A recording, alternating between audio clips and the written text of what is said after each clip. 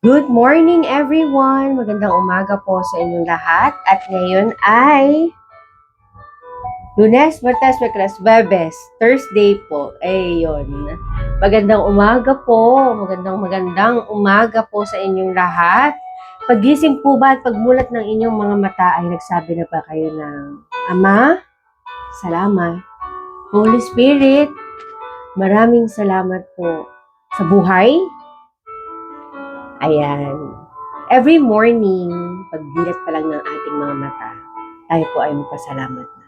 Dahil nandito tayo, kasama pa rin natin ang ating mga anak, at nayayakap natin sila. Tama po ba? Napakalaking pasasalamat na po yun. Ano't ano pa man, yun ang dapat yung pasalamatan. Ang buhay natin na ibinigay niya sa atin. No? Ibig sabihin, mahal na mahal tayo ng Panginoon. Ayan. We pray today. We thank the Lord. We thank the Lord na tayo po ay nandirito. Holy Spirit, Jesus, Ama, thank you for the blessing of life, for the breath, sa lahat-lahat po. At ngayon umaga, kami po ay ito po, nasa harap ninyo, magdadasal na sabay-sabay, hihingi ng kapatawaran, Ama, sa lahat po, sa lahat-lahat. Dahil kay Jesus, kami po ay inyong napatawad. Ngunit sa puso po at isipan namin, kami po ay makasalanan po. Alam po namin iyon at kami po ay palagi ang magpapatawad dahil palagian po kayo tinatanggap. Palagian niyo pong tinatanggap ang lahat-lahat. Sobrang pasasalamat po, Ama. Ang mga bagay po na hindi namin kontrolado, hindi namin kaya, Ama, sinusurrender po namin sa inyo ang lahat-lahat para po magawa namin yung mga bagay pa na inyo pong ibibigay sa amin. Mga responsibilidad na nandyan po na kailangan namin gawin. Hindi namin kailangan magstay doon. No, Ama, tulungan niyo po kami, bigyan niyo po kami ng kalakasan at kagalingan po na magawa po ang lahat ng bagay. Ama, kami po ay hindi perpekto. Kami po ay nagkukulang. Kami po ay nagkakasala, nakakagawa ng pangit sa kapwa, sa iba. Ang lahat po ng itong dalangin na to, Ama, ay dalangin din ng aking mga kapatid. Pang-personal man, hanap buhay po namin, pang-pamilya, pang-kaibigan, ay itinataas po namin sa inyo, Ama. Ama, ang mga karamdaman po, nararamdaman namin ng aming mga anak, ng aming mahal sa buhay, naway tanggalin niyo po. In Jesus' name, healed na po kami agad-agad. Ito po ay parang sakit lang na dumampi, hahanginin at mawawala.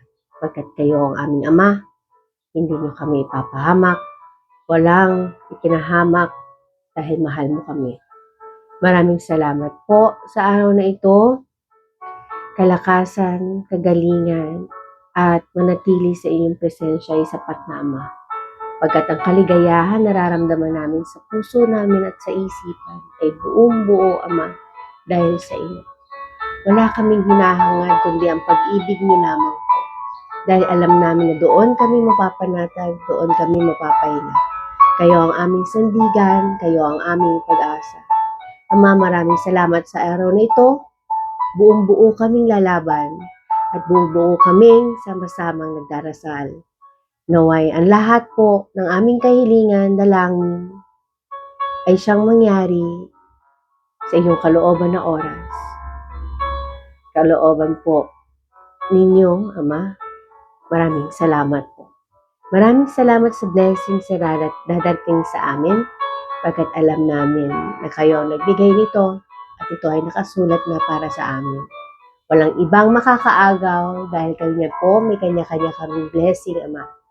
Na kapag po kami ay bless, pagdarasal po namin na ang lahat ay i-bless din po. At paparating na po yung mga blessing na yon. Maraming salamat, Ama. Maraming salamat, Jesus.